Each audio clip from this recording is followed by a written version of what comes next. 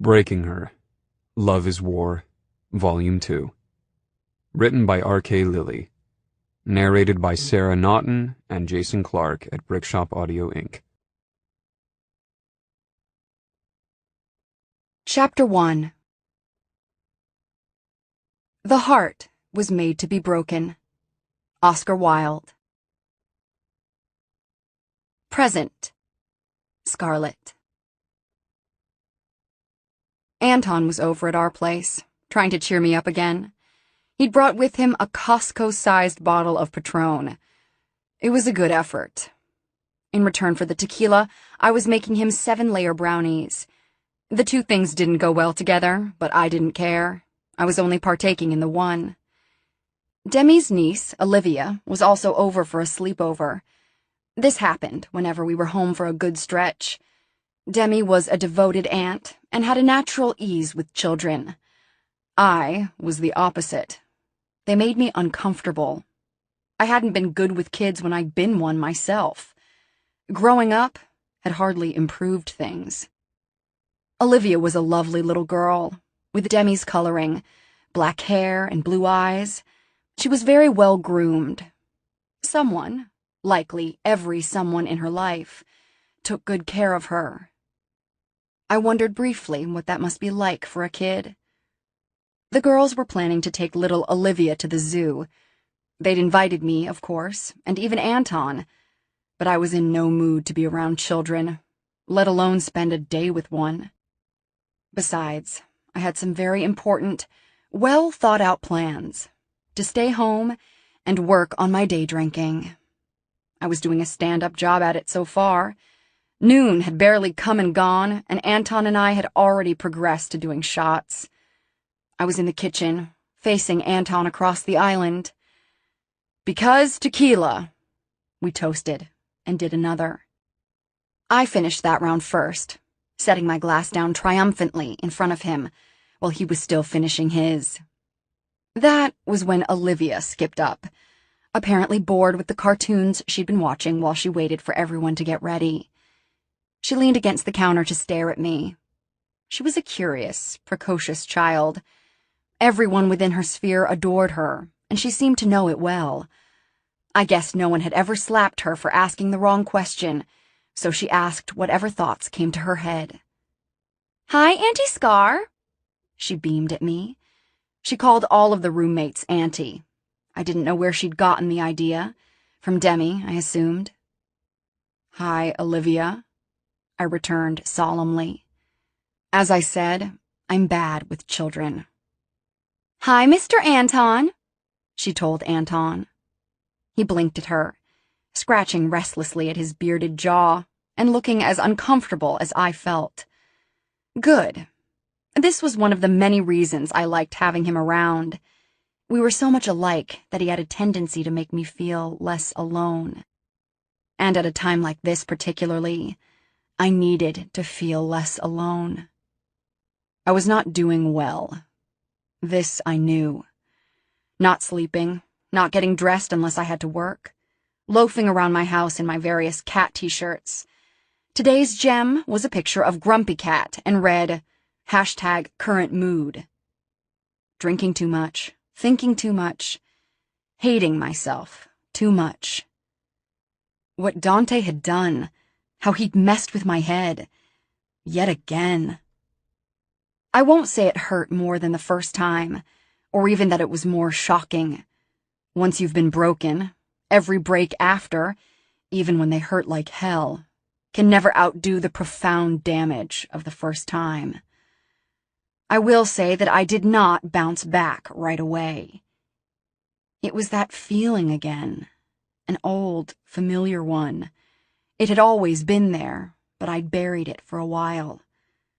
You know that moment when you wake up cold, knowing you've kicked your covers off, and realize someone has tenderly tucked them back around your shoulders? It was the opposite of that. It was knowing you'd never have that again, that no one would ever care enough to try to keep you warm. Lately, the feeling was stronger than ever. Consuming. Debilitating. "Just Anton," Anton finally corrected Demi's niece, bringing me out of my musings and back to the present. Anton's day drunk was starting to show in the form of delayed reactions. My mommy and Aunt Demi told me it's rude to address an adult by just their first name. Anton and I exchanged a glance. How strange it must be to be a child with so many adults around that cared about every little nuance of your life. How about Uncle Anton? She tried. That counts. He'd been taking a drink of water when she said that, and he started to choke at her words. It made me smile, probably the first time I'd done so in days. Finally, he managed to get out a scratchy, Mr. Anton is just fine. She nodded and bestowed a very charming smile on him. What's that? She asked me, pointing to the giant bottle of Patron. Grown-up stuff, I told her, assuming that would settle it. Can I try some? I made a face at her that made her giggle. Are you a grown-up? Yep, she said quickly. Grown-ups are at least 21 years old. Are you 21? I asked pointedly. Yep, she quipped back, the brazen little liar. I said. She nodded at the oven. Can I have some of those when they're done? I shrugged. I guess. Auntie Farrah said you don't like kids. Why don't you like kids? Because they ask too many questions. Like what? Exactly. Why else don't you like kids? Because they're selfish and mean. Just sort of slipped out. Her eyes widened, watered a bit, and I saw that I'd taken the teasing too far. You think I'm selfish and mean? She asked, voice tremulous, like the very idea might make her cry. Damn it. No, I actually meant it. Not you. I can just remember other kids that were. I finished lamely. If you don't like kids, how come you bake something nummy every time I come over? I mulled that one over. I did. I literally baked every time she came over. No exceptions. What the hell was up with that? It's a coincidence, I told her. I bake all the time. That was a lie, but she was 8. If you couldn't lie to an 8-year-old, who could you lie to? She beamed at me. You like me. I knew it. I curled my lip at her, and she giggled. You're all right, I allowed. I like you, she offered. You're really pretty, and you smell nice. Damn it. Damn Demi and her incorrigible, likable niece. You're really pretty, too, I begrudgingly returned. She acted like I'd made her day with that, doing an enthusiastic happy dance that involved a lot of twirling and hand-waving. Was she trying to win me over? Or was she really this freaking adorable?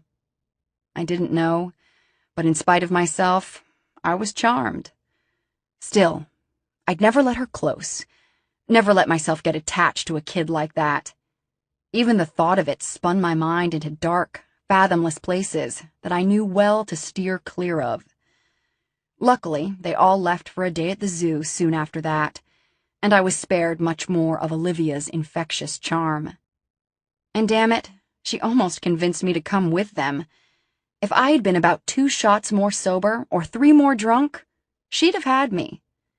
Nearly as bad, I packed them a cute little care package full of brownies like I was Betty fucking Crocker. Of course Anton gave me shit for it. I couldn't blame him. I shut up his teasing with another shot. It was a sore spot, but in all fairness, lately every damn spot on me was sore. It was some time later that my phone rang. I was at functioning, non-slurring levels, my day drink game strong.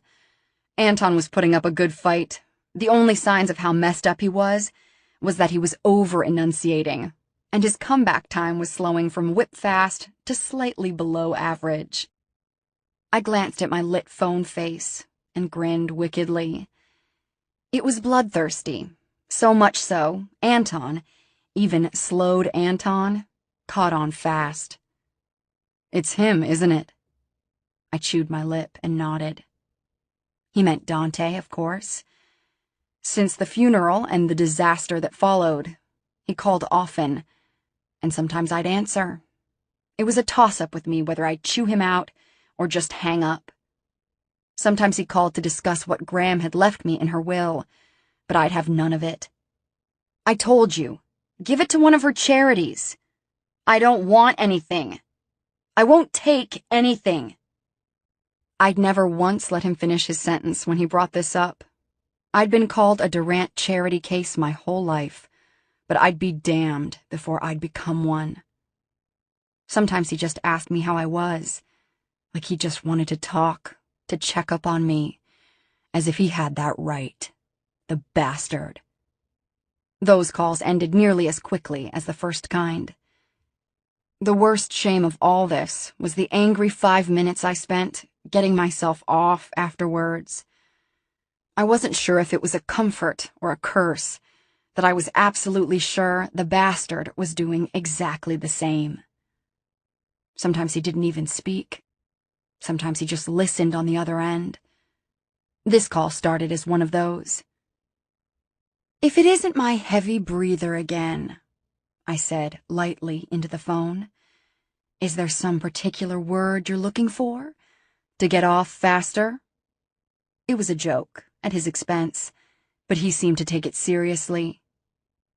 "Say Dante," he told me gruffly. "Dante," I said gamely, "because tequila." "You're the bane of my existence. Stop calling me." There was nothing but his disturbed breath on the other end. "Even that did it for you, huh?" I took the dig at him with relish. "You dirty old pervert." "You're in a mood?" he finally noted. He sounded rough. Rough as in terrible. I wasn't the only one drowning my sorrows with a bottle. But he was right. I was in a mood, and it didn't bode well for him. "Why are you doing this?" I asked him, keeping my tone level, mellow even. There was a long pause on the other end, but he surprised me by finally answering. "You keep answering. If there's a chance you'll answer, I'll never stop calling." He was right. I'd stopped taking his calls years before our last disastrous reunion. Why couldn't I seem to do that now? My self-destructive meter was running at full, and I hadn't found a way to bring it down since the funeral. Maybe a bit of revenge would help. One thing was for sure. It couldn't hurt. I didn't really need to. We'd plotted it out several times prior, but just to be safe, I mouthed at Anton, "You ready?" Anton grinned and gave me a thumbs up. I held my hand toward him to let him know that he should wait. "Okay, fine," I finally responded to Dante, my voice hardening, going from light to dark. "I'll stop answering, so you stop calling. This is pointless. Stop wasting my time. I've moved the hell on." My nostrils flared as I pointed at Anton. "Come back to bed, baby." His perfect actor's voice rumbled loudly at the phone, right on cue. God, he was good. He sounded sleepy, horny, just fucked, and ready to fuck again. The man deserved an Oscar for that one little sentence. On the other end, Dante made a noise. Something indecipherable, but unmistakably, unpleasantly, unbearably filled with pain. Agony. Torture. I think I had the phone to my ear, staring into nothing for at least 5 minutes after he hung up. I wasn't sure what I was feeling, which was the problem. That little stunt had been designed to torment him, but above all, to improve my mood. Why had it done the opposite? Why did hurting him always hurt me? "You know, we could just do it," Anton said sometime later. I stared at him. "What, sleep together?" He shrugged. "Why not? What would be the harm? We're so much alike. It might actually turn into something. And if it did, it might be something good. And if not, no harm, no foul. We'd stay friends and forget about it. End of story. I mulled that over, but I knew myself too well to fall into that trap. I decided to let him have the full, brutal truth of it, the fatal flaw in his harmless plan. Here's how that would play out. The sex might be good for me, would be great for you, but the only way it's great for me is if I'm picturing you as someone else, someone I hate. And then, in the morning, you'd be hopelessly in love with me, and it'd get weird, because I fucking hate it when guys fall in love with me. And then I wouldn't enjoy hanging out with you anymore. How sad would that be for both of us? Is he really that good? He's the best I ever had, and the worst thing that ever happened to me. True love is a bitch. And it's really that hopeless? You can't even get off without him getting in the way? I was well aware of how pathetic, how epically fucked up it was, and hearing it aloud hardly helped. It's hard to explain, I warned him. But basically, yes, I can't even eat a fucking apple because of him. What? He asked, sounding baffled, which was understandable. He even ruined apples for me, I explained. What? He repeated. I have a memory, a very clear one, of biting into an apple. We grew up surrounded by orchards, and so we got the best apples. And I just have a memory of eating one fresh off the tree, sharing it with him, actually, and thinking it was the best thing I'd ever tasted. Okay, and? He prompted. It was a special day, and every time I ate an apple after that, it all came fresh to my mind. So when it ended between us, horribly, I could never... There was nothing quite so demoralizing as recalling your sweetest memories and feeling utterly bitter. That blows. His voice was succinct. He poured us another shot. They were my favorite fruit, I lamented. Love sucks. And now your favorite fruit is the lime that chases our next tequila shot. As far as pep talks went, it wasn't the worst one I'd ever had, so I toasted it. Bottoms up. Chapter 2. She burned too bright for this world. Emily Bronte. Past. Dante. I'd always had a soft spot for her. Since I could remember, her flashing eyes and stubborn face were dear to me. Even before she'd decided we were friends, before our first fateful bonding moment outside of the vice principal's office when she first realized I was in her corner, I'd admired her. Admired that she never backed down. Admired that with the way she was treated by nearly everyone around her, she never bent, not one iota, let alone came near to breaking. Her strength galvanized me, made me see the world in a different way. I had it so easy. My mother was awful, my father dismal, but my life was pampered, and I could escape any time I wanted, which was often, and visit my Gram, who lived a short walk away and made up for both of my pieces of shit parents, and then some. I had an anger problem and a bad attitude. This I knew, but it was Scarlett who inspired me to give those things purpose.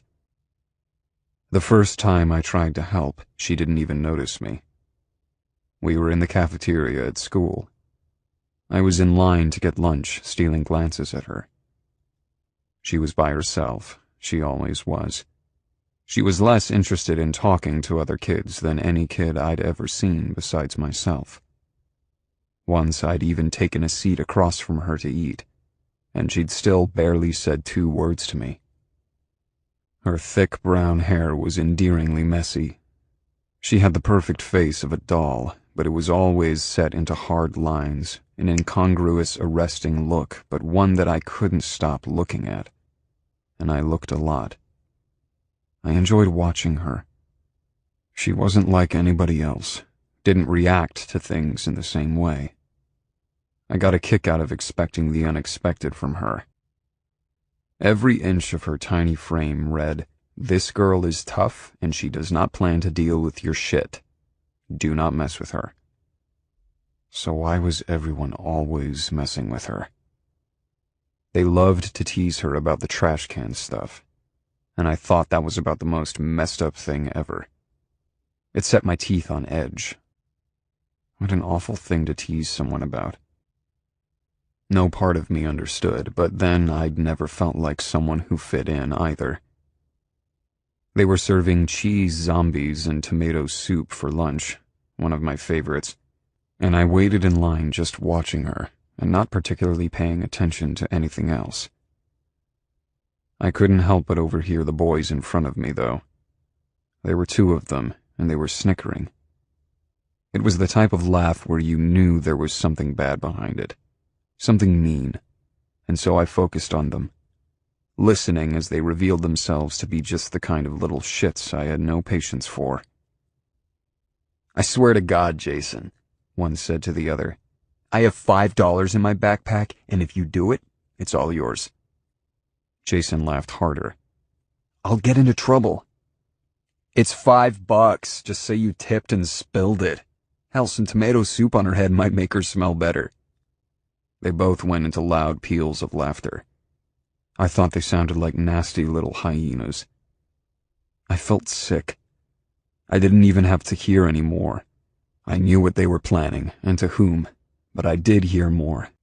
I listened and collected my food, then quietly followed them. I set down my tray on the first table I passed. Jason's giggling friend sat down at the next one and waved him on. With an evil grin, Jason approached Scarlett from behind, still holding his tray.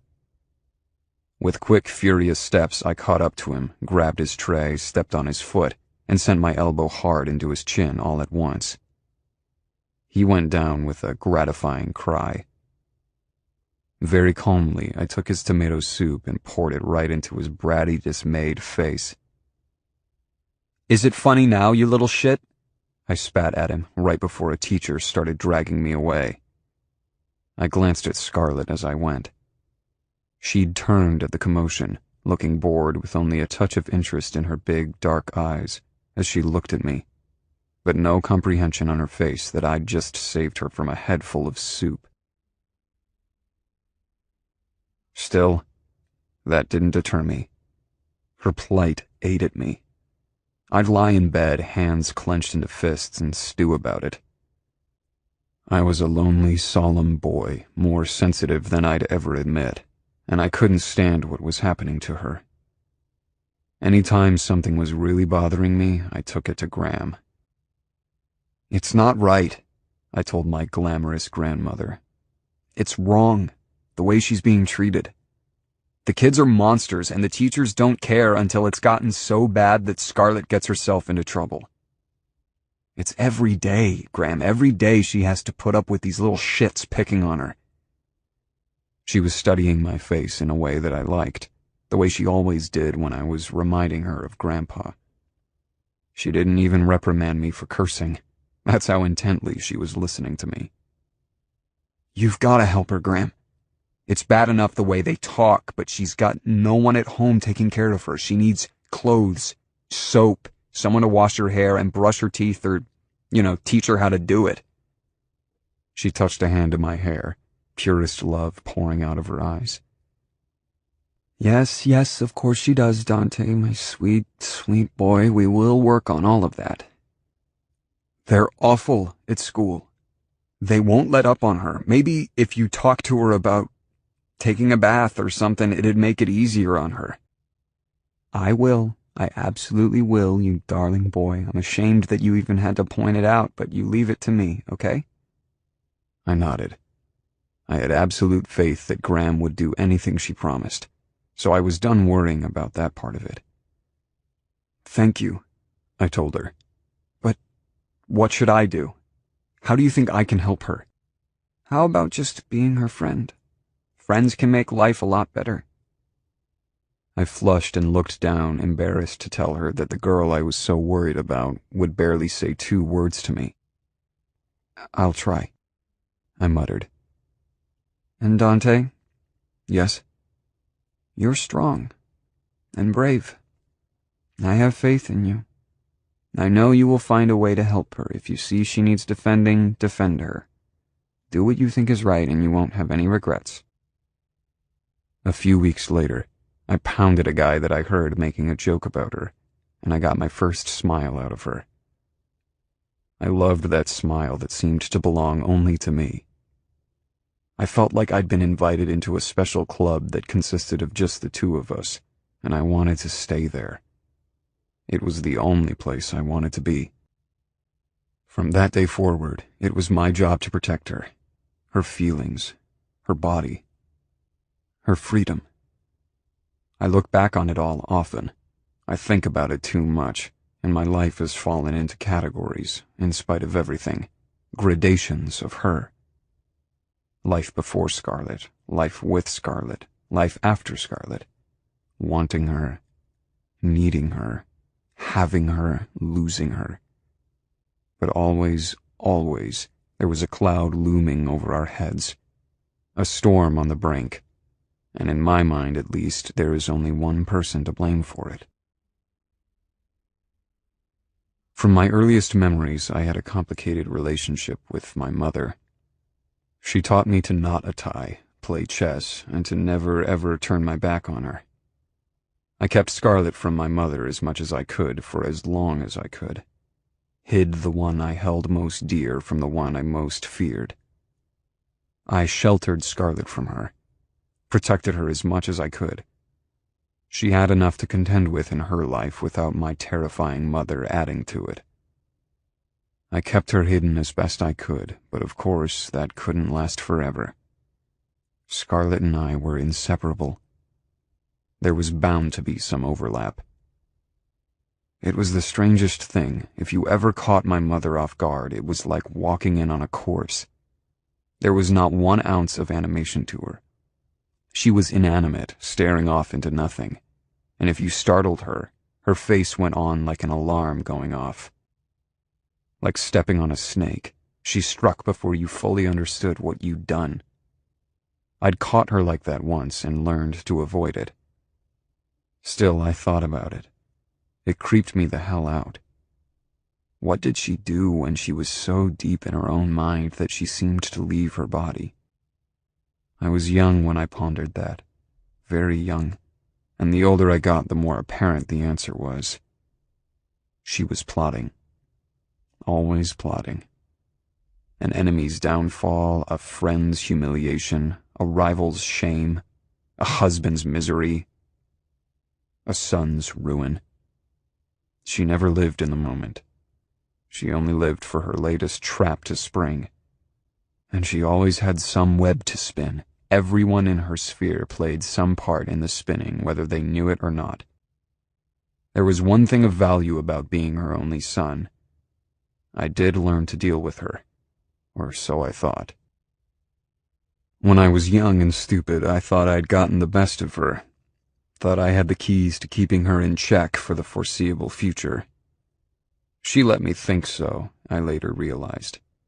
She was playing a longer game than I could have anticipated. The key when it came to my mother was control.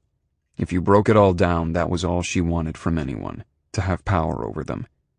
But that didn't work until you had a weakness to exploit.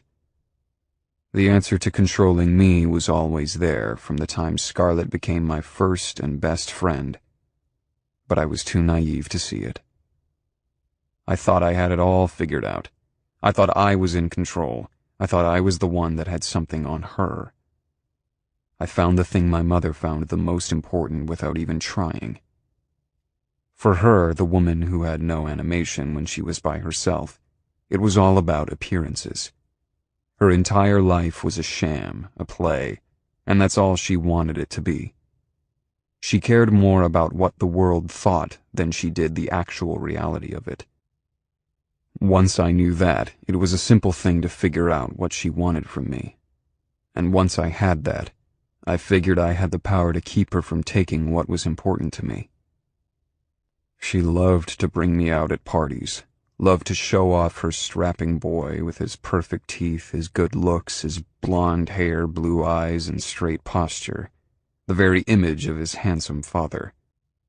Thanks to her expectations, I was better at making conversation with adults than other kids, and her friends found this endlessly charming. She was very happy with that. I let her have it for a while. She'd taught me well. I even went out of my way to ham it up, her charming little boy. But I made a note of how it pleased her, how she expected, needed my impeccable behavior to help illustrate how perfect, how complete of a person she was pretending to be. I kept that little card to myself until I needed it, because I always knew I would. And I did. It was the first time she got an inkling of how close I'd grown to what she referred to as that Thoreau girl, in her most derisive tone. She didn't beat around the bush. The day she found out we walked home together from school, she forbid me from ever speaking to Scarlett again. With a somber face, I told her calmly and simply, "No." She smiled smugly, like she'd been expecting that. "I'll talk to that little piece of trash myself. I'll keep her from ever wanting to so much as look at you, that I promise." That set me off into the biggest rage of my young life. I could see I even shocked my always a step ahead mother as I began to throw things, going from calm and somber to livid and violent between one breath and the next. I did have a temper, and it was an ugly thing. But on this particular day there was more than a trace of calculation in it. I'd been expecting this for some time. I'd been preparing for it. Plotting it. There would be no do-over. I'd only get one chance. I couldn't risk not taking it far enough, so I let her have it. We were in her favorite sitting room. Every single thing in the room was meticulously placed, chosen by her. On a normal day, I knew better than to so much as misplace a pillow in this particular room. This was not a normal day. I began by reaching down and picking up a prized object on the glossy mahogany coffee table. It was a Fabergé egg, worth a lot of money, I knew. It was possibly the most valuable thing in this room full of valuables, and that's why I went for it first. Our eyes met. Hers narrowed and disbelieving, mine full of pure, desperate spite. I held her gaze for one meaningful moment just before I turned and threw the thing, with all my might, straight into the wall. She gasped and started screaming. I started screaming louder. That was only the start. I kept going, breaking things until I felt I'd adequately gotten her attention. That was when I really let her have it.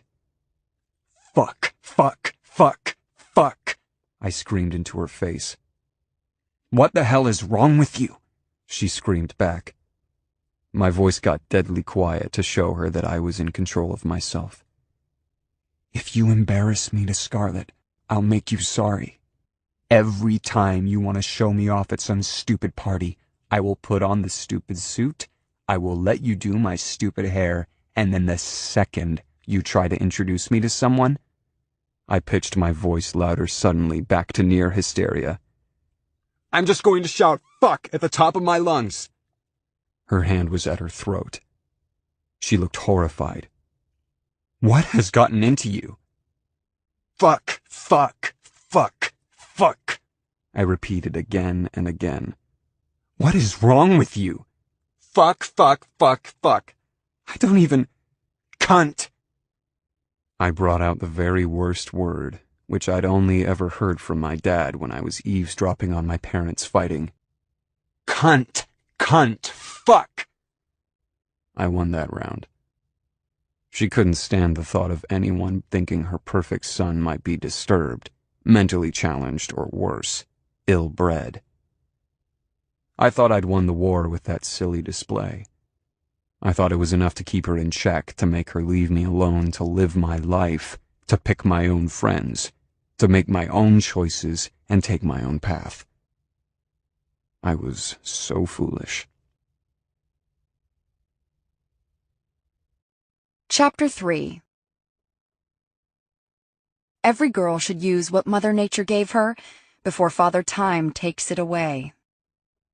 Lawrence J. Peter. Present. Scarlet. We were having a beach day. All of my roommates had conspired to drag my cheerless ass out into the cheerful light of day. Fun in the sun. Yay! I actually did try to be a good sport about it. I put on a tiny bikini with a sexy gold sequined cover-up, piled my hair on top of my head in a thick, messy bun, and put on my best knockoff designer shades. And, of course, my game face.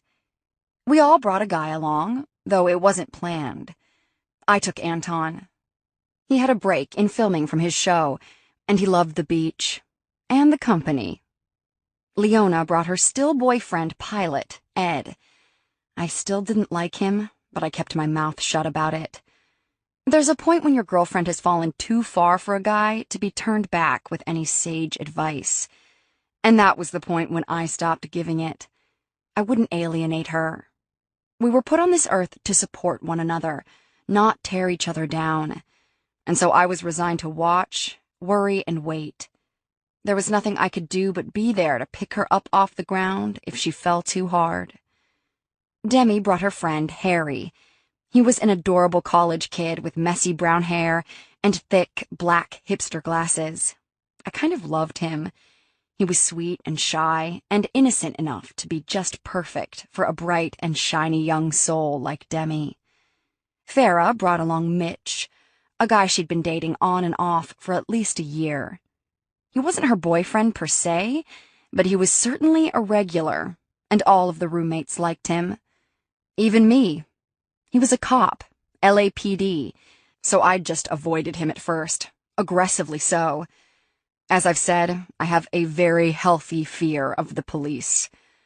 But over time, Mitch had just sort of grown on me. He was nice, and he seemed fair, honest, sincere, and straightforward. Particularly so when he talked about his work. He was one of the good guys. It was as refreshing as it was baffling to run into one. Still, I'd never get over being paranoid around law enforcement, and I knew that he would always make me nervous. Of course, I could never let that show. We took 2 cars, and Anton and I ended up in the car with Mitch and Farah, which is how I found out that Anton did not share my opinion about Harry. "What a smarmy little punk," he muttered as we parted ways with the other group, climbing into cars to head to the beach. His eyes were on Harry, who was opening the door for Demi, so I didn't have to ask whom he meant. Mitch was driving, Farah in the passenger seat, and I was sharing the back seat with Anton, so I had an unimpeded view as I shot him a look. "What is your problem? Harry is a doll."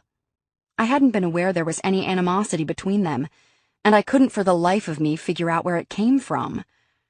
"I guess, if you like pretentious little mama's boys." I blinked at him slowly, letting him see how crazy I thought he was. "What the hell, Beardo? Leave the poor kid alone. What did he ever do to you?"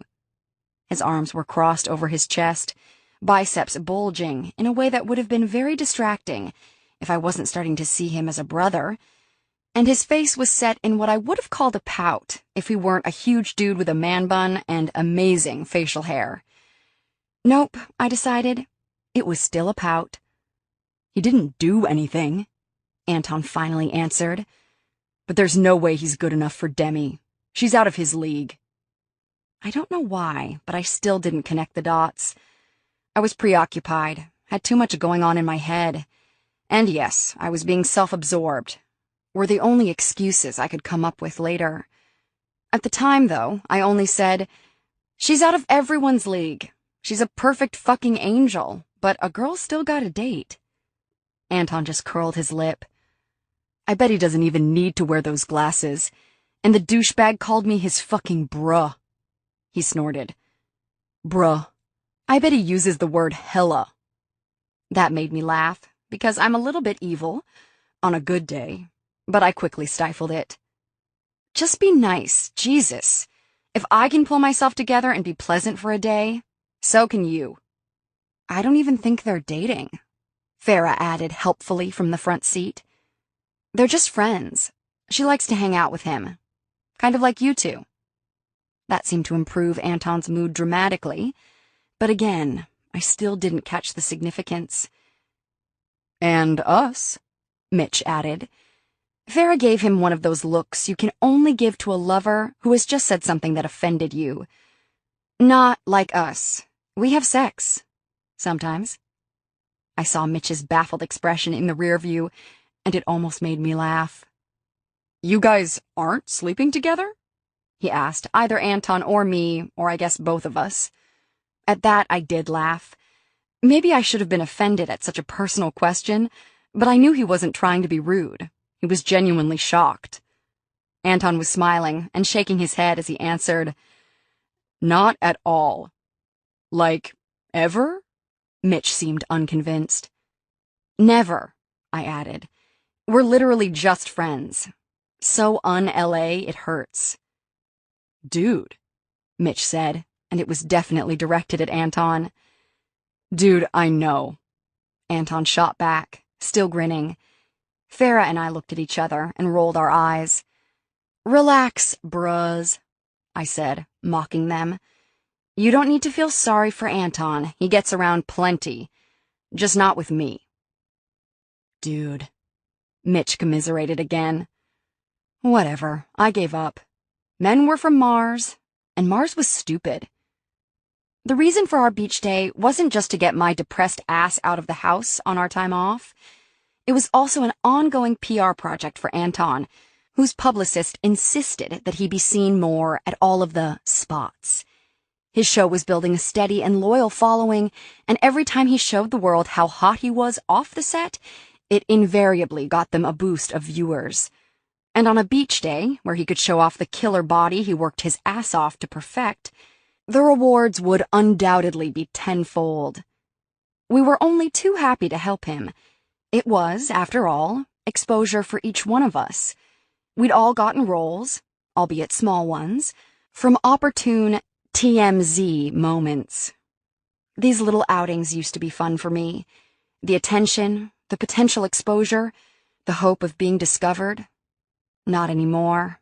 I played the game, acted the part, but the crushing weight of reality was too oppressive for me now.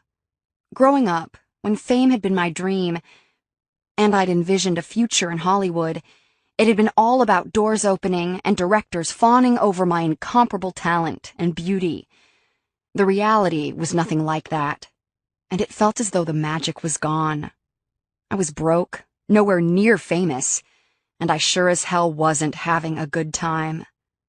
Still, for whatever reason, I hadn't yet given up. Likely because I was too cursed stubborn. I spotted a few paparazzi camped out at the entrance to the beach as we were still parking.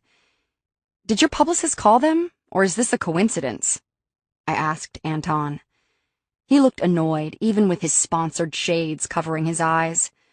I told her what I was doing, so I'm sure she called. He seemed salty about it. It's all part of the job, I reminded him.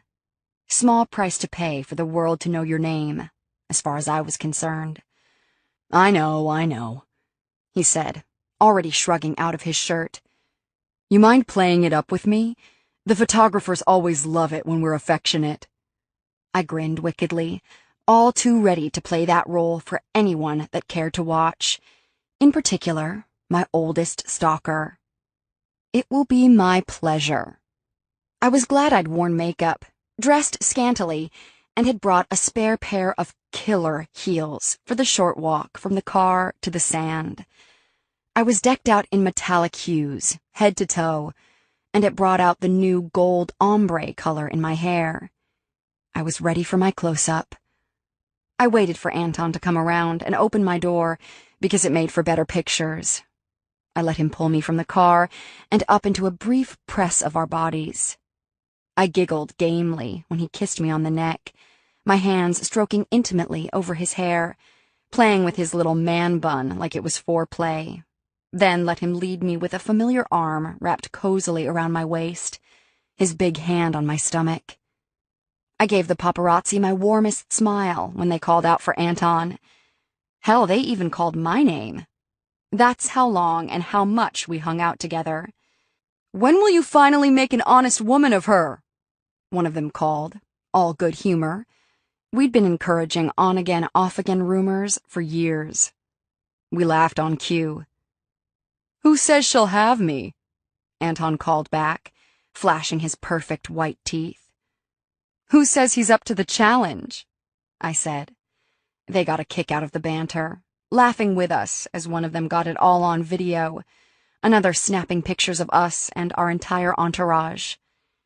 We walked past them leisurely, for better pictures, but we didn't linger. The idea was that we were in a bit of a hurry, like the photographers weren't half the reason we were there. It would never do to seem too desperate, even if desperation was half of our profession.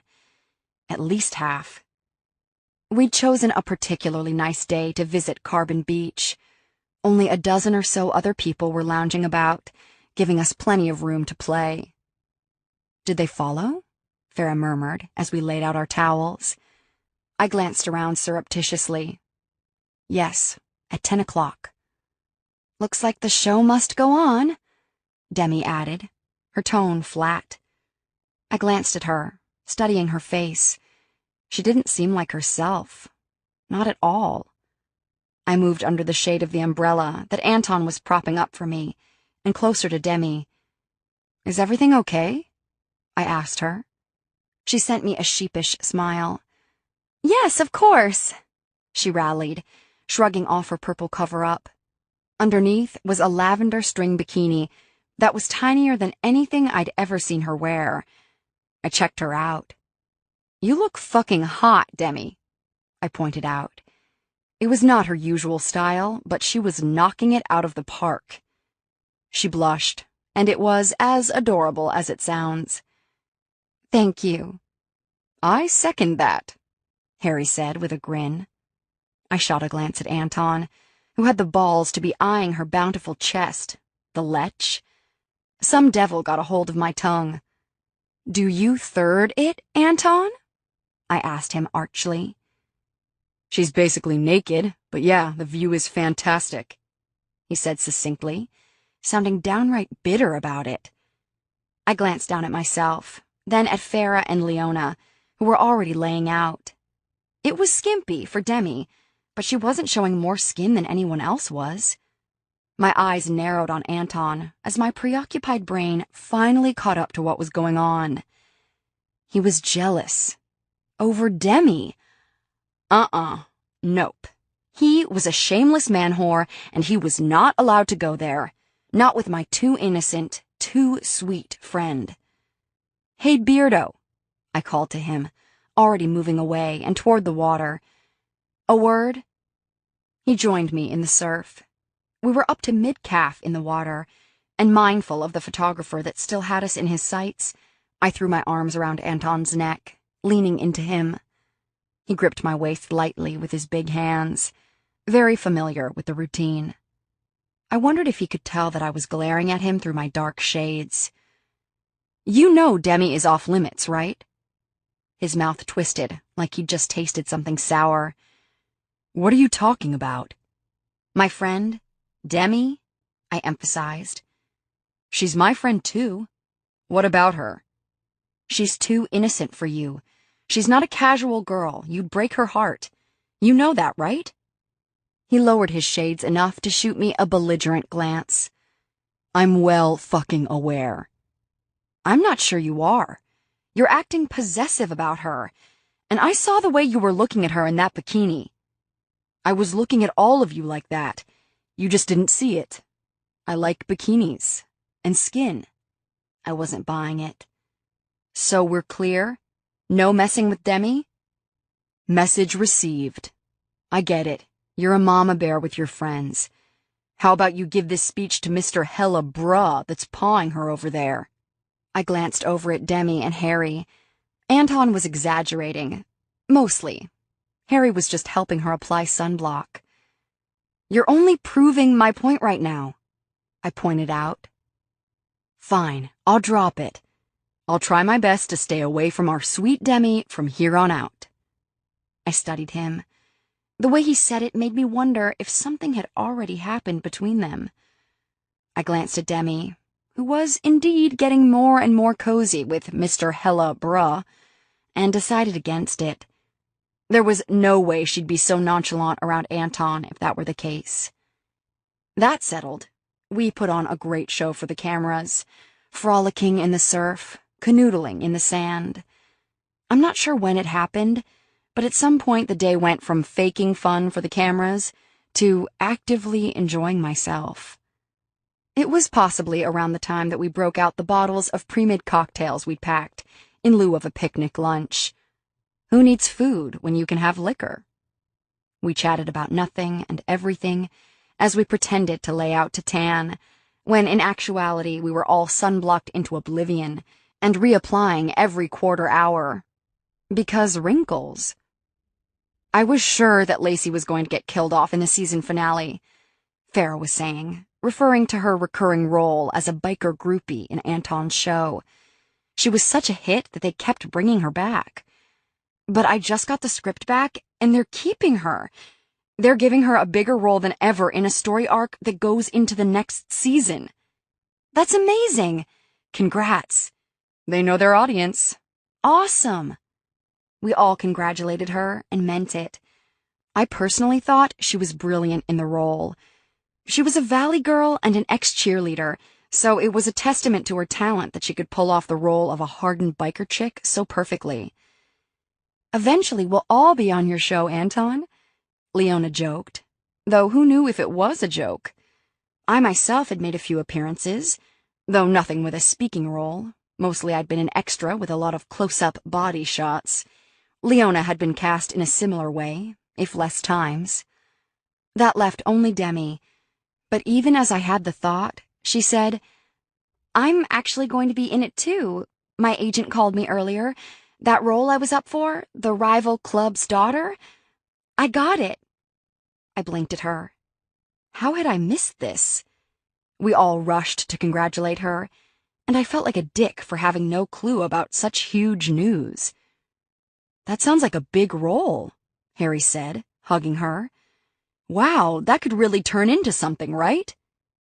"She's already scheduled to have sex with me," Anton said, his tone flat and more than a touch riled. We all looked at him. Okay, I glared, and Demi blushed and looked everywhere but at him. "What?" Harry asked him, wide-eyed. "Our characters have a star-crossed affair. She's going to be on the show quite a bit, from the sound of it. They have lots of story planned for her character." "You don't sound thrilled about that." Demi almost mumbled the words, not looking at him.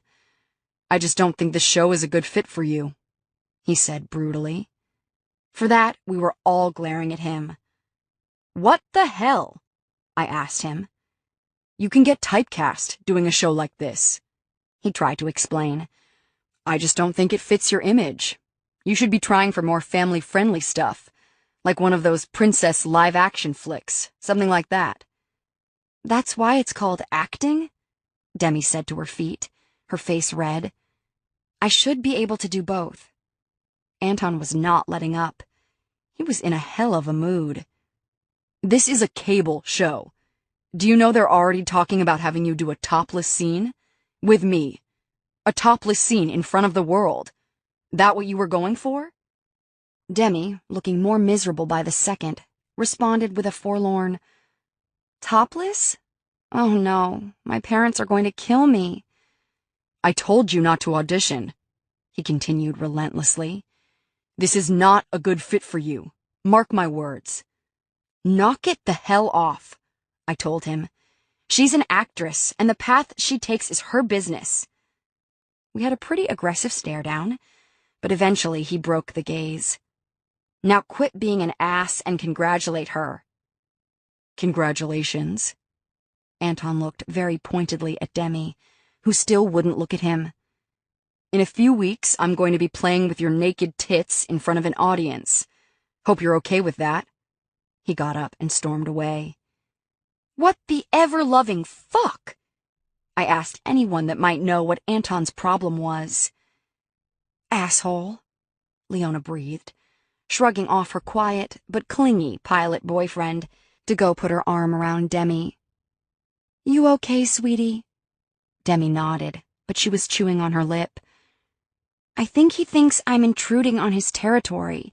It's his show, he's the lead in it, and I don't think he wants me being a part of it. That was it. I got up and went after him. His long stride had covered a lot of distance fast, but he'd stopped as soon as he hit the nearest bar, which was about a foot away once you hit the street, so it wasn't hard to catch or find him. I took the bar stool next to him, glancing around. We were getting some stares. It was a quick walk from the beach, but no one else in the place was wearing swimsuits. Also, they may have recognized Anton. Whatever. That was so out of line, I told him quietly after the bartender left our earshot. Were you trying to make her feel like shit? He sighed heavily. No, but I think she'll feel like worse shit if her perfect family sees her topless in her first big role. And topless is just the edge of it. They've got a scene written of her servicing me in a bathroom. It's not what I want for her. Is that what you want for her? Her biggest role to date and the world gets to see her topless and on her knees? Jesus. It did make me feel overprotective, but that's beside the point. Regardless of how you feel about that particular subject, do you think you're handling this in a good way? She's out there looking like she might cry because she thinks you don't want to work with her. You need to go apologize, and you need to make it stick. He cursed, long and fluid. He finished his beer with one long swig, standing up. Fine, fine. You're right. I'm an asshole. I'll go apologize. He settled his tab, and we left. When we got back to the group, he quietly asked Demi to take a walk with him. Farah and Mitch went swimming, and Leona's pilot and Harry went to grab a beer together. It was just me and Leona sitting side by side, watching the water when she said, It's so peaceful, isn't it? The ocean, I mean. Peaceful? I did not find the ocean peaceful. I found it troubling. I didn't see the calm waves or the beautiful water. I only saw the chaos underneath, the dangers lurking in the depths. Riptides, strong currents, high tides, sharks, other things that bite and or sting you. Today on Scarlet Looking at the World with Fear and Pessimism, oceans. It also didn't help that it reminded me of a certain bastard's eyes. But all I said was, it certainly gives the world perspective. Which was true, and yet another thing about the ocean that I hated. If you stared at it for too long, it made you think, reflect on your life, your choices, your state of well-being. My current state was clearly not well. My foul mood, uneven temper, and damn near steady drunk. Is that who I was becoming? Fucking Glenda? Was I really letting myself turn into someone I despised, pitied, and for him? Not fucking likely. Did you know about Demi getting that part? I asked Leona. Yeah, it's so awesome, isn't it? It is, but I had no clue she even auditioned. I'm such a shit friend. Stop that, right now, she said sternly. You are a good friend. You are the best kind of friend. You found out a few hours later, so what? Who was the first one to get on Anton about being an ass to her? Who was the one that got him to come back and apologize? That's just because I'm good at being the bitch. No, no. She was shaking her head. I don't agree with that. You're a lioness, not a lamb, and you don't need to apologize for it. You're overprotective and fiercely loyal. None of those are bad qualities. They're your strengths, and I've always admired you for embracing them. The best kind of friend is one that makes you feel like a better version of yourself. And Leona was an absolute pro at that. Thank you, I said quietly. I hadn't been fishing for a pep talk, but I realized just then that I'd sure as hell needed one. Chapter 4.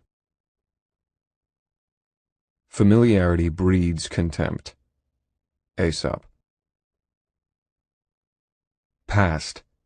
Dante. I was packing for a dreaded overnight stay with my dad in Seattle when I heard my mother yelling.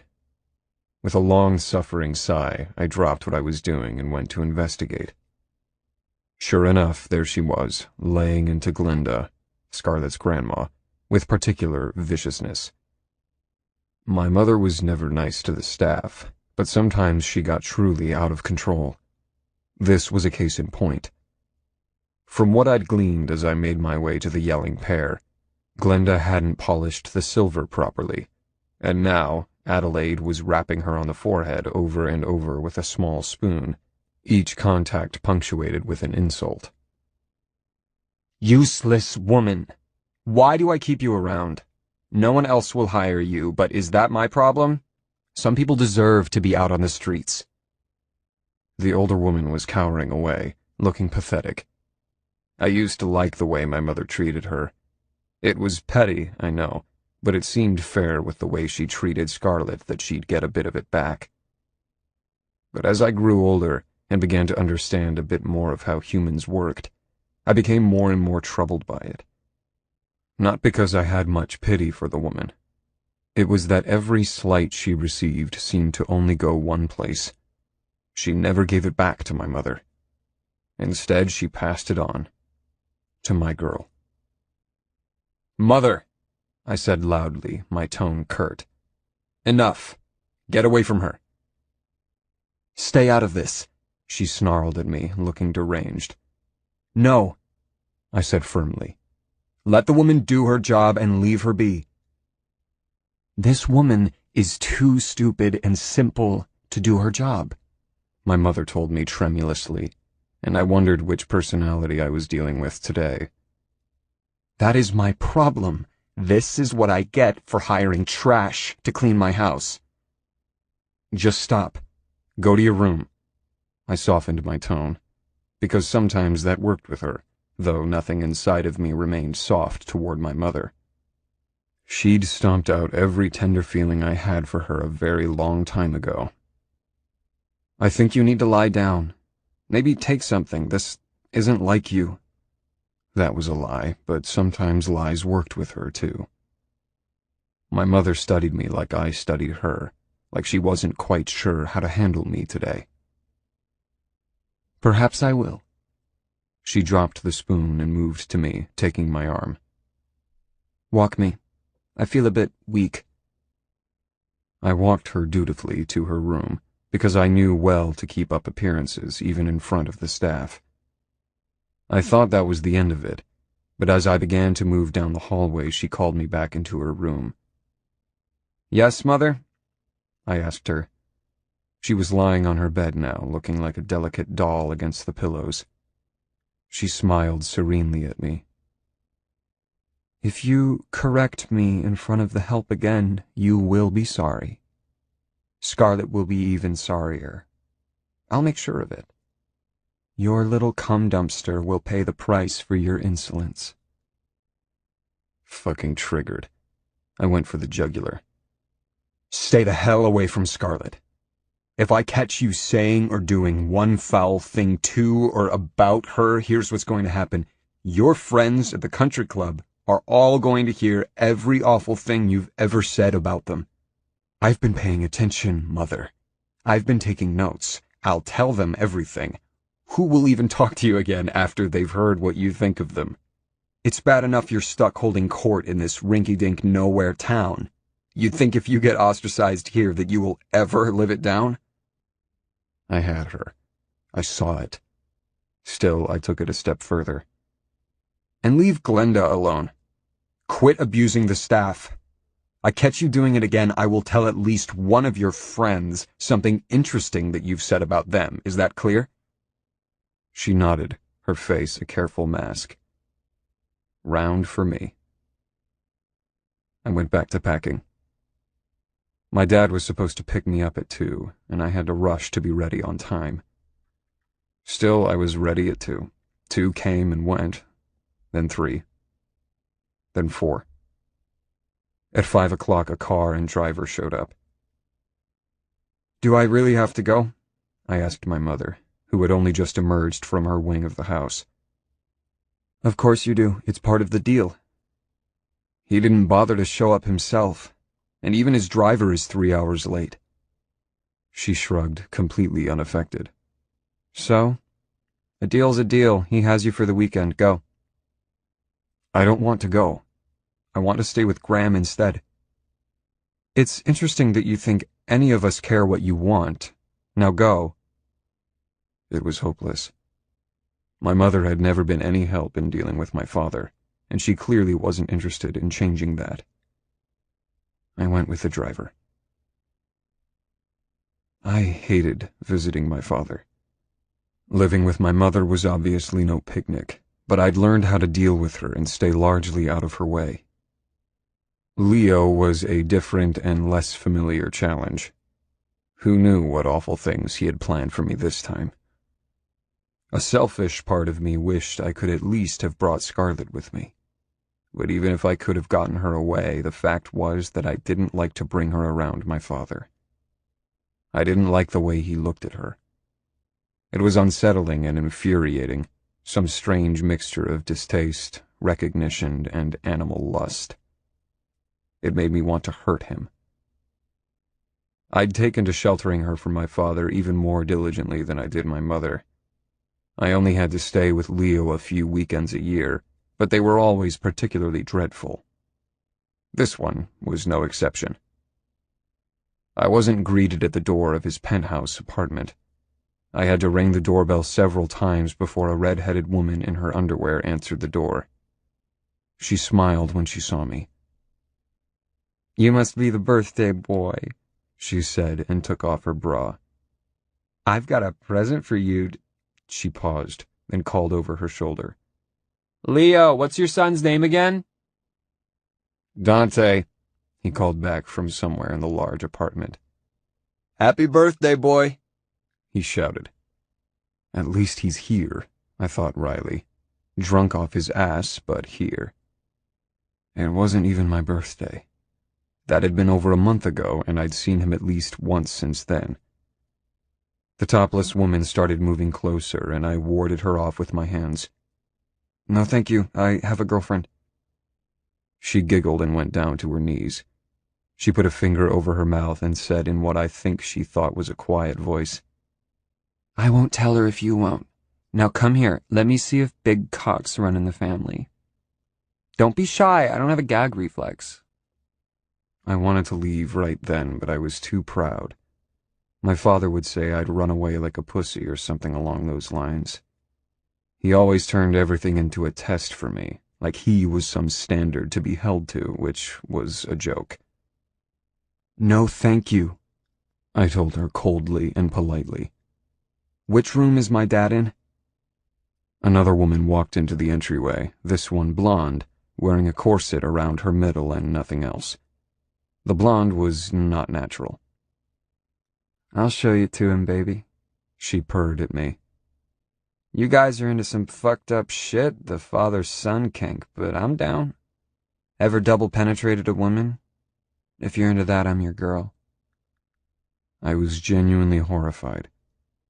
I didn't consider myself a prude, but she'd more than shocked me. "I want to talk to him," I clarified. Translation, I wanted to chew him the hell out. She nodded her head toward the billiard room. "The party's in there, birthday boy. You're in for a treat, let me tell you." It was not a treat. Well, not for me, at least. Leo seemed to be enjoying himself. I hadn't thought I could have less respect for my father, but I'd been wrong. The first thing I noticed was the 2 girls on the pool table. They were naked, on hands and knees, facing away from each other, and they were moving. When I realized what they were doing, I felt myself blush. The next thing my eye caught was my depraved father. He was sitting on one of the low leather couches with a glass in one hand, while the other was tucking himself back into his pants, his eyes glued to the pool table. The woman beside him, his mistress, I realized in shock as she straightened up from his lap, was wiping her mouth. "Can I have a word?" I asked him sharply. He sent me a glare that made him look like a spoiled child told to put down his ice cream. "Oh, what, now? You're not happy with your birthday party?" "I'll be in the kitchen," I told him and left the room, having to shrug off 2 half-naked prostitutes as I went. He didn't make me wait as long as I thought he would, only 10 minutes or so, but in that time I had to kick 5 working girls out of the room. "It's not my birthday," I said when he finally made his way leisurely into the kitchen. He leaned against a countertop, his dirty blonde hair mussed, part of it standing on end. I don't think he noticed. He folded his arms over his chest, glass of liquor still in hand, staring me down. It wasn't very intimidating, considering he was swaying on his feet. "It's not?" "It's not. But that wasn't even the point. You do know I'm only 15, I asked him, curling my lip with the question. I wanted him to know how disgusted I was with him. I always wanted that. It was the focal point of our relationship for me. I wanted always to establish how different I was from him. How I was nothing like him. He blinked a few times slowly, his mouth opening in what could only be described as a vaguely shocked, drunken pout. I'm not even sure why his reaction surprised me. It wasn't at all out of the question that he'd forgotten how old I was. 15, he finally got out, taking a long swig of his drink and pursing his lips. I thought it was 14.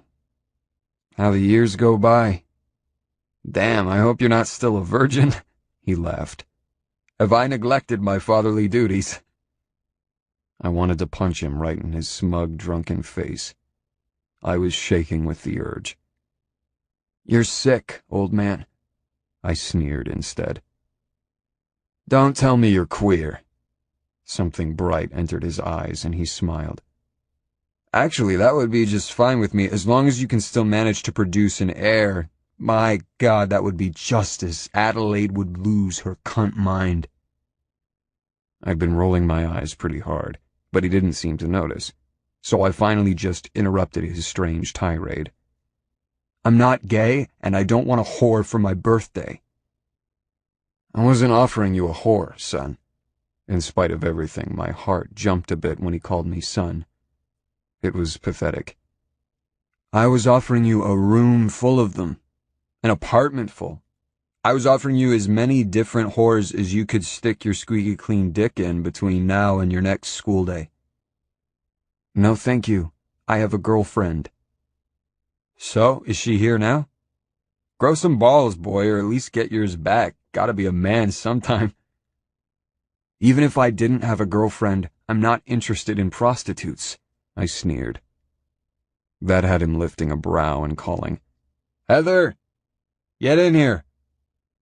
Why does she need to be here? I asked him. I had no reason to like his long-time mistress, just the opposite. He grinned and it was unpleasant. You're not interested in whores.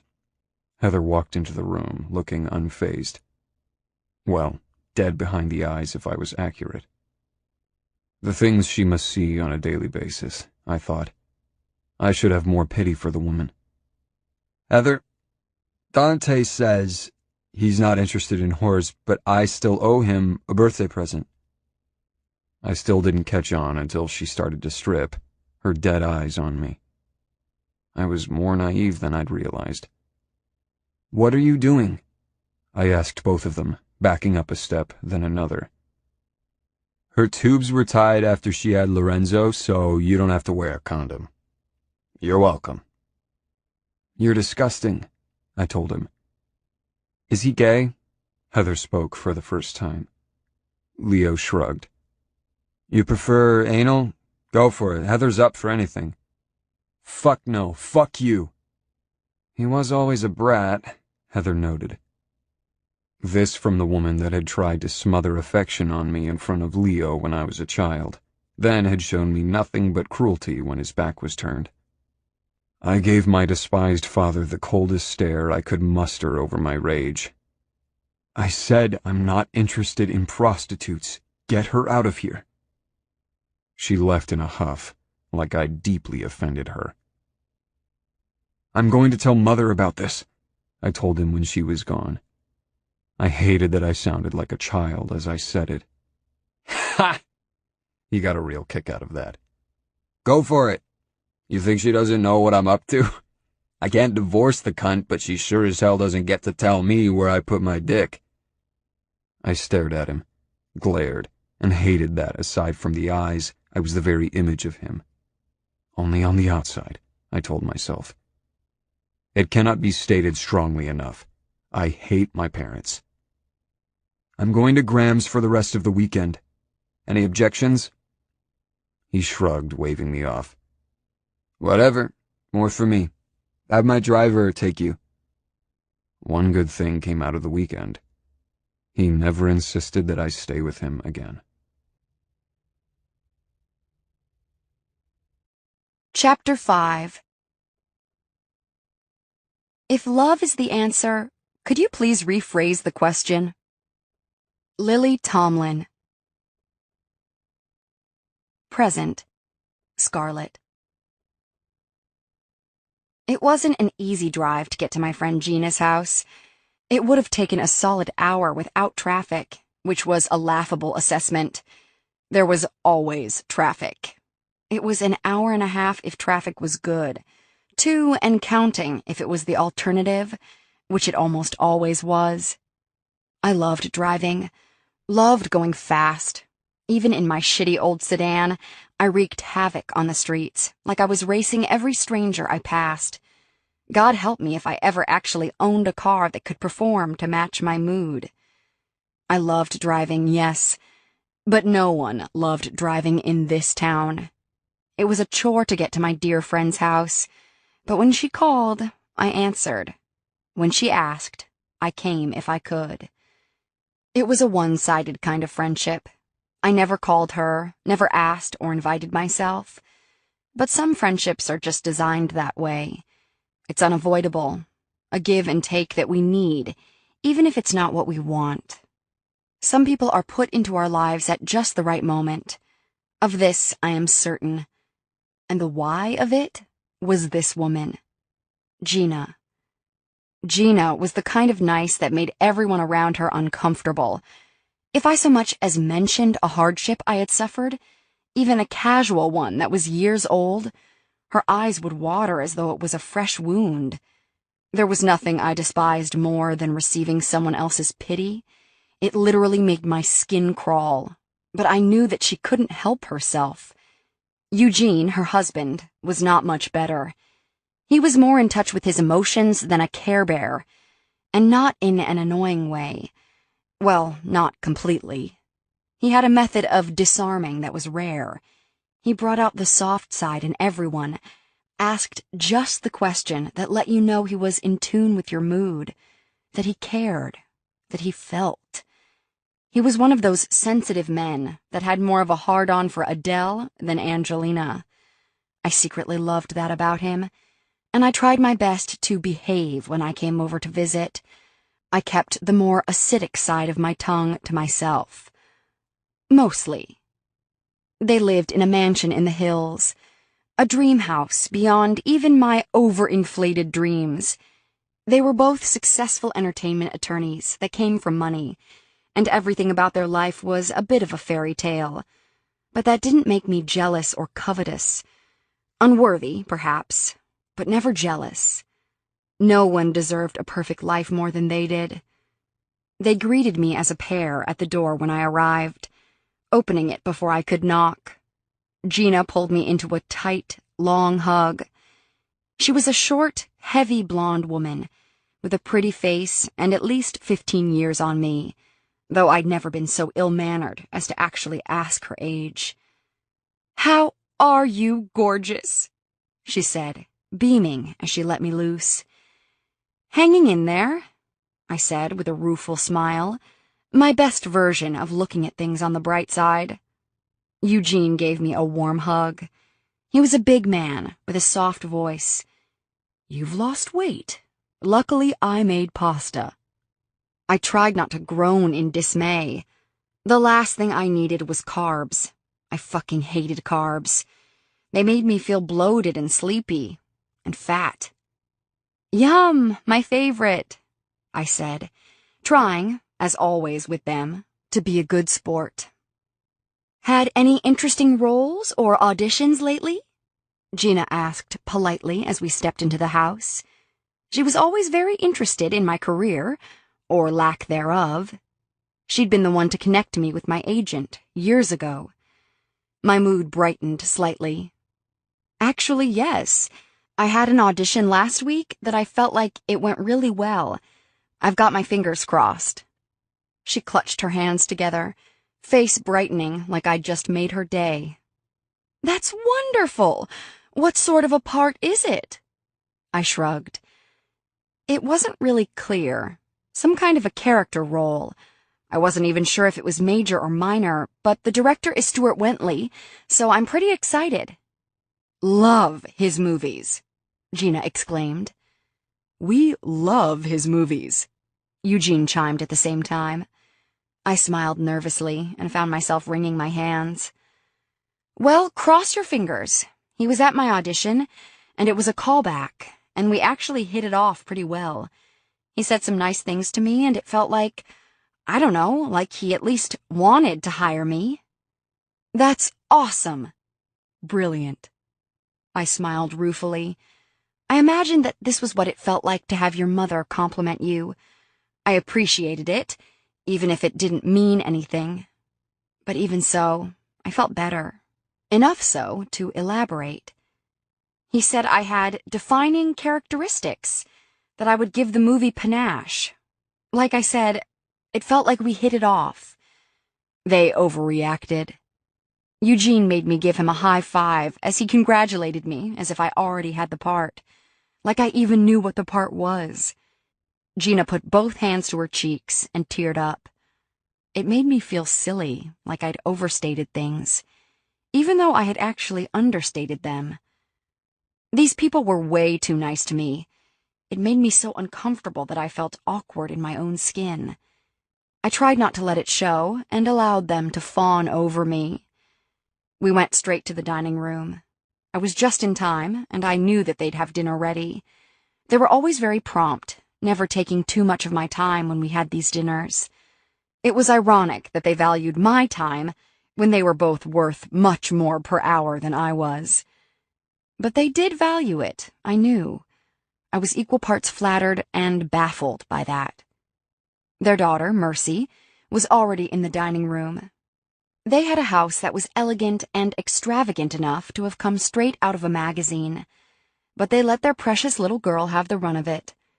Currently she was finger-painting on a child-sized easel, her colored fingers dripping generously onto their expensive marble floor. Neither parent so much as scolded her. They were doting to a fault, which wasn't at all surprising, since they even doted on me. Mercy was the most beautiful child I'd ever seen. She just was. It wasn't any one thing about her face that made her so, but the way each feature fell together like poetry. To describe her was to do it no justice. Masses of streaky, dark blonde hair with just the right thickness and wave to it fell in a perfectly arranged waterfall down her back. Big blue eyes, again something that sounded so plain, but made stunning on her. Thick-lashed, almond-shaped, and heavy-lidded, they were bright and fathomless at once. Her cheekbones were high and colored as though someone had taken blush to them, though I knew her mother, of all people, would never do such a thing to a child. Her lips were a perfect little rosebud, her nose small, straight, and shaped appealingly. Scarlet! She said excitedly, rushing at me. Her mother caught her halfway, guiding her toward the powder room. Oh, no, you don't. First, let's wash up for dinner. Remember what we talked about? That not everyone likes paint all over their clothing? But it's purple, the little girl returned. Purple is pretty. Her parents both cracked up at that, and I tried my best to smile with them. Mercy rushed to hug me when she was paint-free, throwing her little arms around my waist. I patted her on the head tentatively, letting her touch me but not knowing what the proper response was on my part. As I've said, I'm bad with children. Luckily, I didn't know many people with kids, so it wasn't often a problem. Eugene smiled at me fondly and threw a friendly arm around my shoulders, an embrace that never seemed to get less awkward, at least for me. So, how are you guys? I asked him. Gina had gone into the kitchen to ready dinner. Wonderful, he replied with no hesitation. Just wonderful. We're blessed. So blessed. He sent me a warm, fond smile. This was his usual response, and I actually believed it. They had a wonderful life, and they felt it was all a blessing.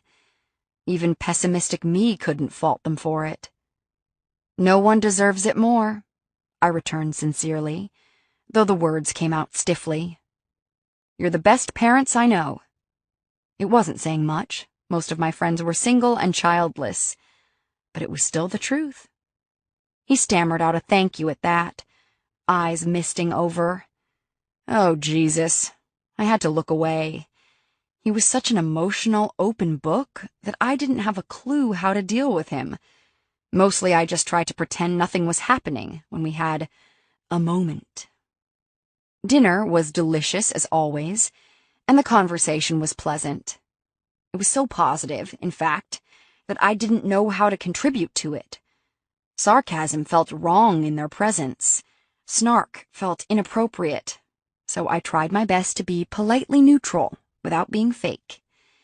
It was a difficult line to balance, particularly so for me. I wondered, not for the first time, why these perfect people wanted so earnestly to be friends with me, to have mean, negative, flawed me in their lives on a regular basis. Of course, I didn't voice the thought aloud. I knew more than anyone did that, when it came to these two, that would be the equivalent of fishing for compliments.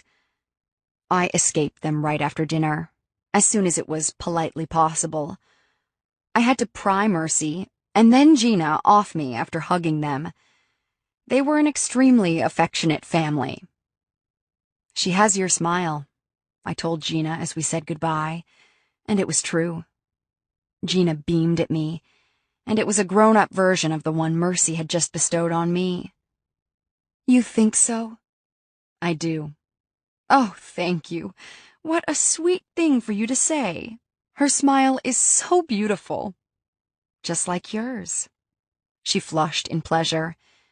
Normally I took their perfection with something approaching good grace, but lately I had been thin-skinned and emotional, and being around the three of them made me dwell on every bittersweet thing I'd ever lost. I'd just fastened my seatbelt when my phone started ringing. I checked the screen. It was Dante. Typical. I ignored it. Foul mood gone fouler. It stopped and started again almost immediately, and for some reason, I answered that time. Does he know he doesn't have a chance? His silky voice bled over the phone. That he never did. Hello, temper. That opening salvo had hit its target perfectly, and even I could admit he'd won the round. But the bastard wasn't finished. You've never been soft for anyone else. You've never been vulnerable. Those things belong to me. He launched each jab at me without pity, hesitation, or remorse. The bastard. They always have. They always will.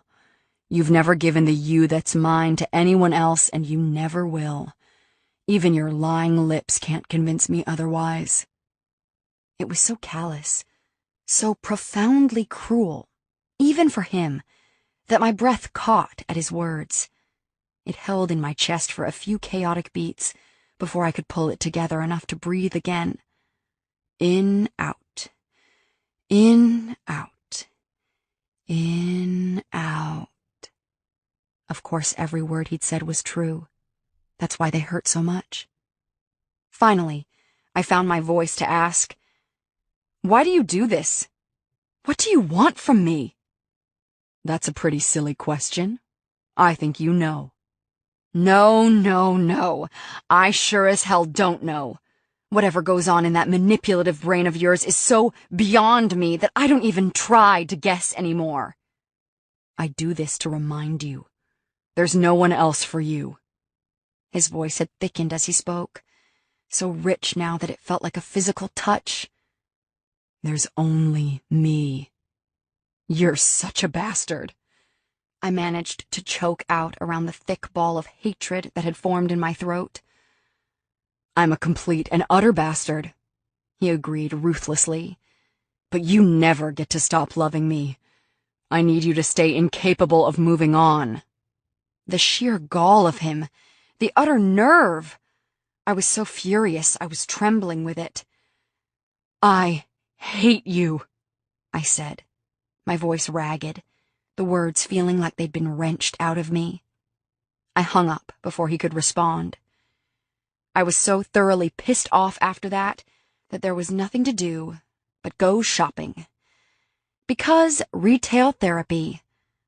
I had another bad moment as I was driving through the winding mall parking lot when I spotted the huge Durant's department store sign and had a near overpowering urge to drive my car through its shiny glass doors.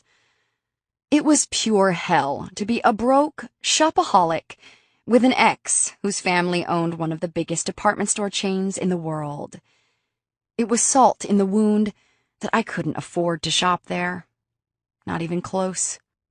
Still, feeling contrary, I parked near the entrance, went inside, and started trying on overpriced designer dresses.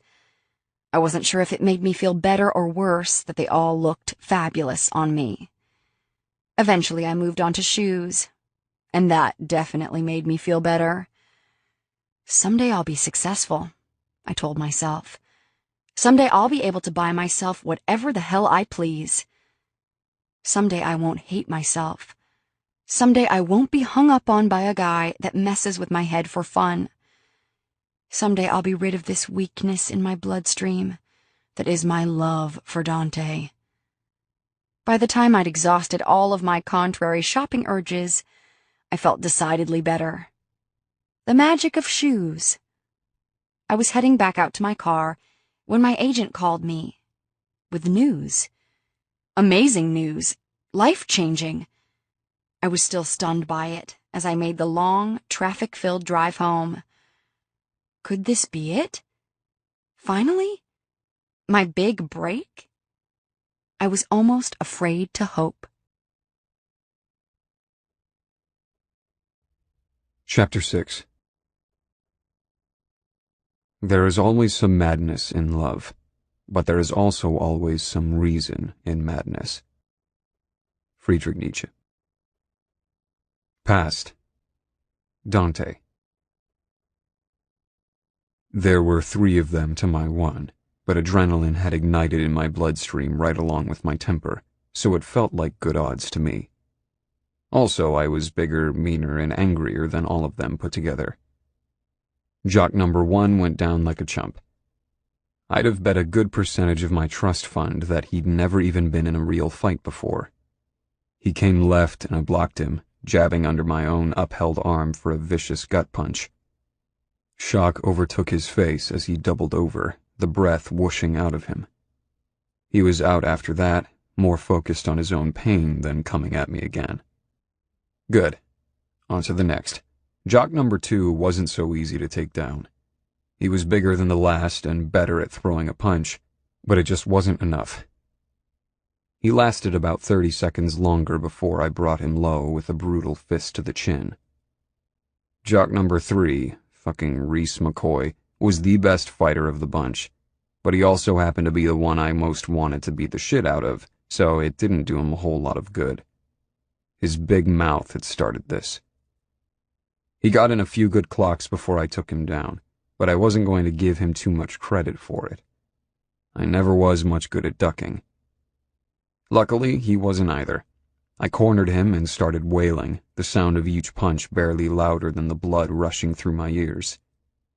I used to get into fights for her because they called her trash and tried to hurt her. It got better for a time as kids started to understand that I wouldn't stand for that, but over one summer her body changed. She went from being my best buddy, my partner in crime, then boom, she changed shape. She was a girl, and then, right on the tail of that, a woman. She didn't just get boobs before any other girl in our school. She got fantastic boobs. They were out of this world.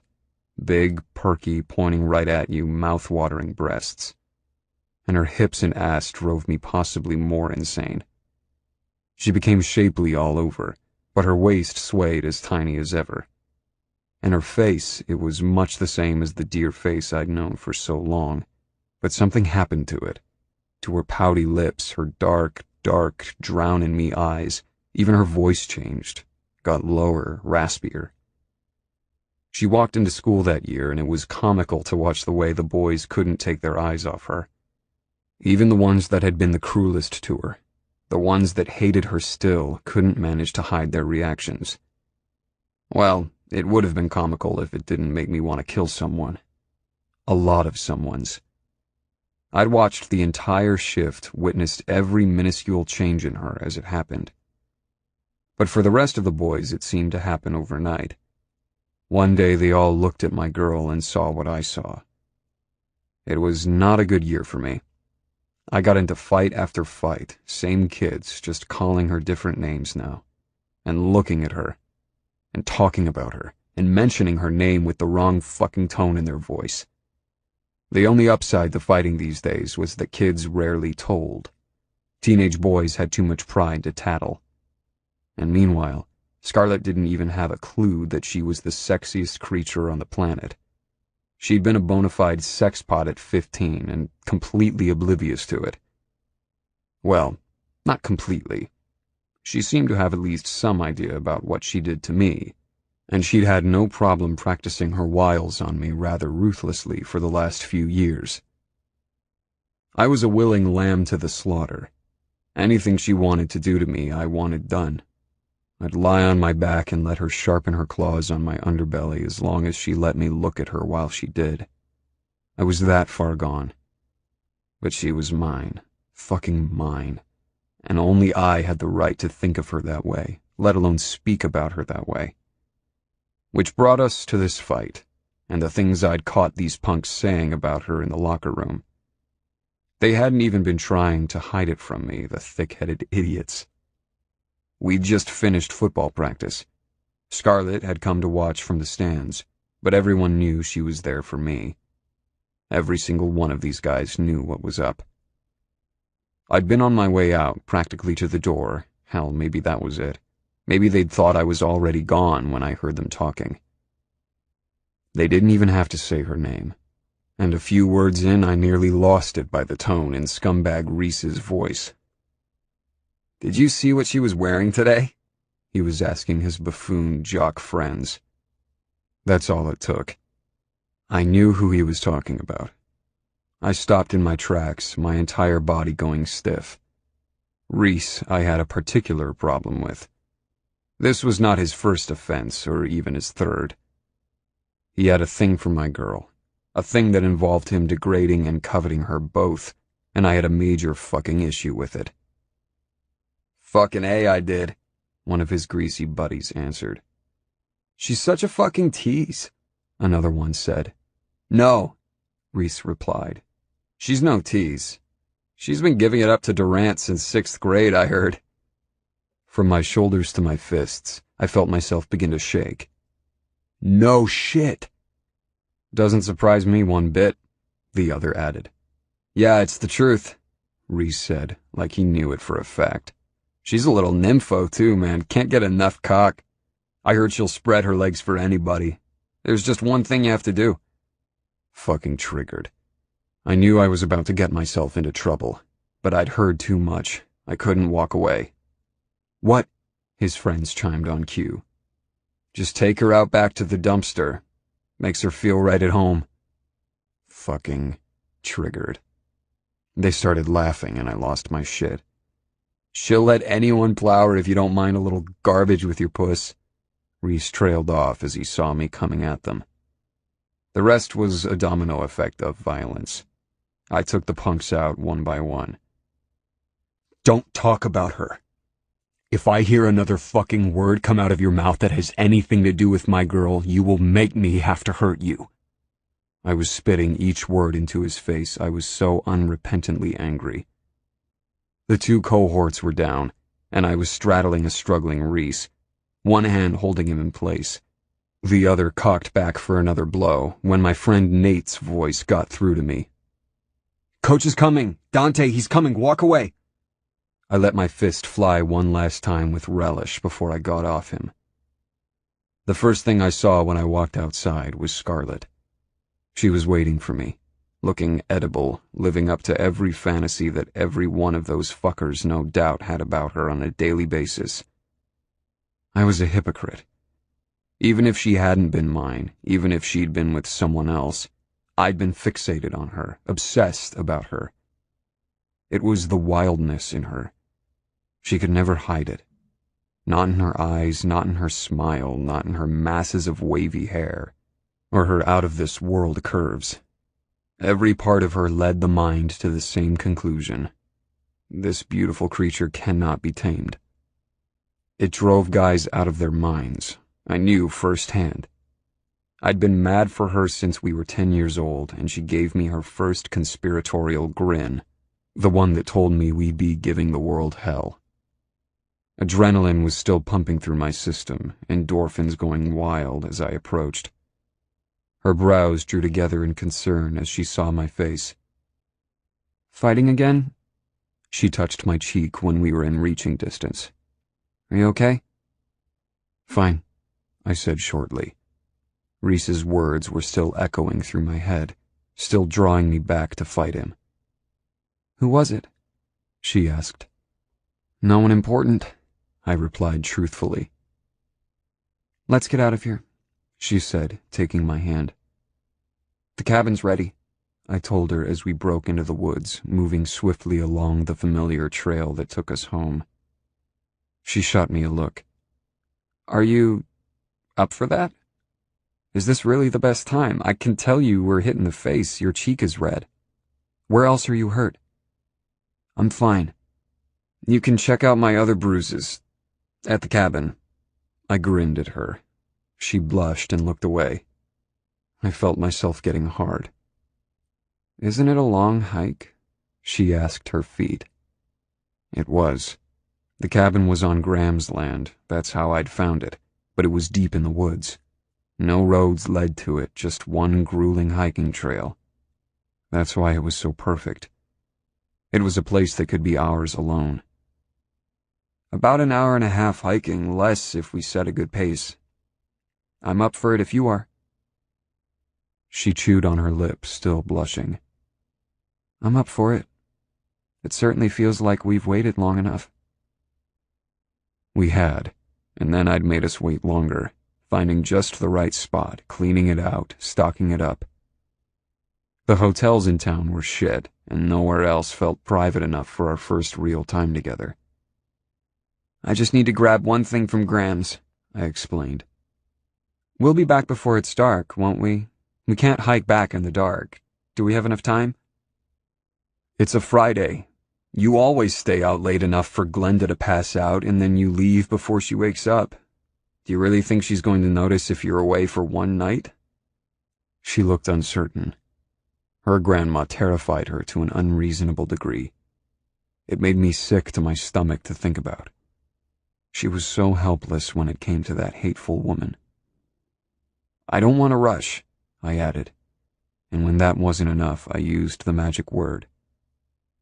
Please. Okay, she agreed instantly. But if I catch hell for it, I'm blaming you. and letting you deal with my grandma." "Deal." I didn't hesitate. Her grandma pissed me the hell off, but she didn't scare me. I grabbed the key to the thick padlock I'd put on the cabin door. It was on a keychain, but as we started to leave, an idea struck me. "One sec," I told Scarlett, leaving her by the front door. I found Graham. It didn't even occur to me that she wouldn't have what I needed. "Do you have a gold chain I could borrow? Something sturdy to hold a key?" She studied me, her controlled face frankly curious. "Is it for you or for Scarlett?" "Either or both," I said cryptically. She smiled. "I'll dig one up. You can have it, you don't need to borrow."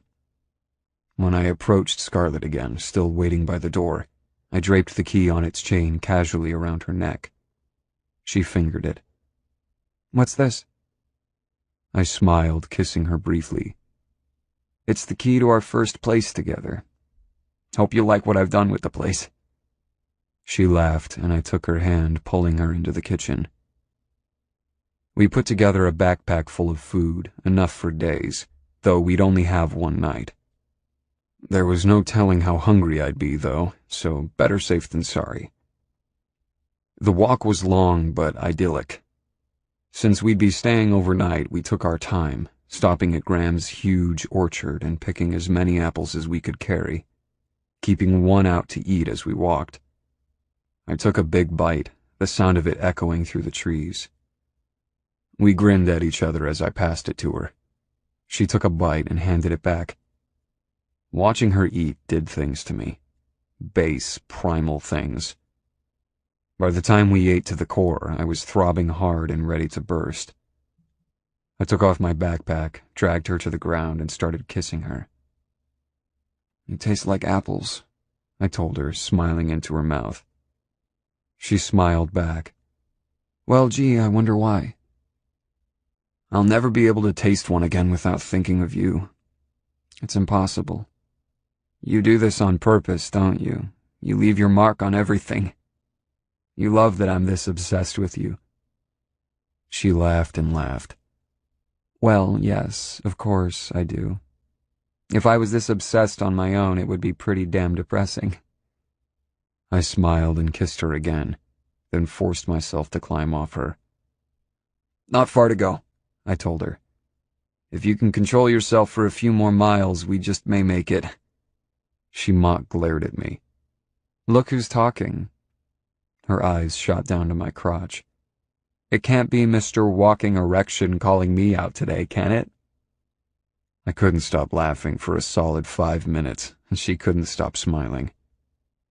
On we walked. I meant to make it good for her, to be tender, that first time more than any other. I meant to go soft and slow. I had my mind made up on the matter. Making it good for her was the priority, because I knew that regardless of the pace or the tone, it was sure as hell going to be great for me. I had so many notions on how it was going to be, how it had to be. I'd done so much planning, even down to hard physical labor, thought out every detail to make it memorable for her, to make it perfect. The first thing was the location. I'd found the perfect place, private and remote. I'd cleaned it out, brought fresh linens, every necessity I could think of. I'd added a new lock and a thick bolt across the door, both of which fit the key around her neck. I let her do the honors, my adoring eyes on her smiling face all the while. The cabin was just right. I saw by her reaction when we walked in the door. She was delighted, moved, touched almost to tears. It really wasn't anything fancy. It was instead something thoughtful, which I knew meant much more to her. "It's ours," I told her softly. "Our first home together. Of course it won't be our last." "It's perfect," she said, throwing herself at me. Fuck. Triggered.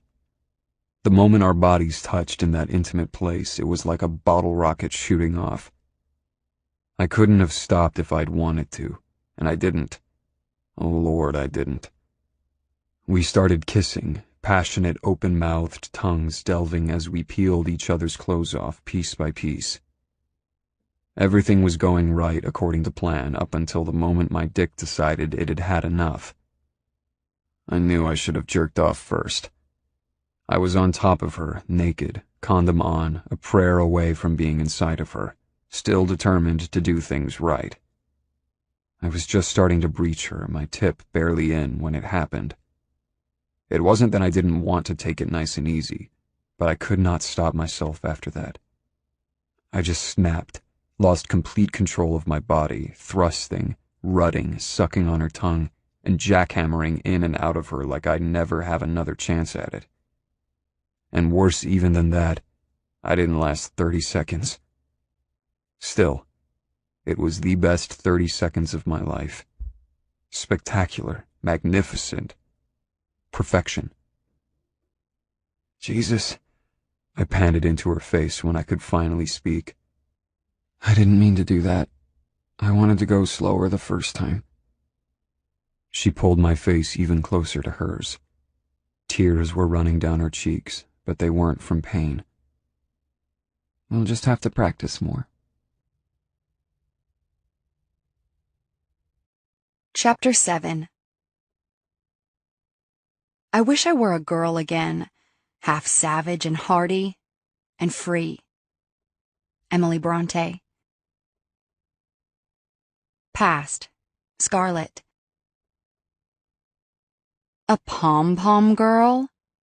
The words sounded as ridiculous coming out of my mouth as they had coming out of his. Dante shrugged, opening the locker that his pom-pom girl had decorated for him.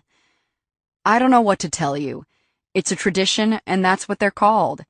I sure as hell didn't come up with it. Somehow that didn't make me feel better, especially when he pulled a plate of cookies out of his locker as he said it. He snagged the plastic wrap off, grabbed one, and took a big bite, closing his eyes as he chewed. He'd always had a sweet tooth. He offered me one, and I turned it down with a glare. Another surprise from your pom-pom girl? I asked him, with a curl of my lip. I assume. Sure you don't want one? They're really good. I'll pass, I said dryly. I didn't understand the tradition. Personally, I found it degrading. Cheerleaders assigned to football players for the sole purpose of serving them? Why do they do it? I asked Dante, who had finished the first cookie and was on to the second. I have no clue, he said absently. I studied him. I didn't believe him. Dante dissected everyone and everything. He was always looking for motives. I don't believe you. That made him pause and look at me. Okay, fine. I think they do it for attention. I think they do it for popularity, social standing, a new boyfriend, a random hookup, you name it. They become pom-pom girls for the same reason they become cheerleaders. They want to get close to the football players. And you're okay with this random pom-pom girl getting close to you? My tone was icy with disdain, enough so that it hid my anger and my hurt. There's no chance of that, so I'm indifferent.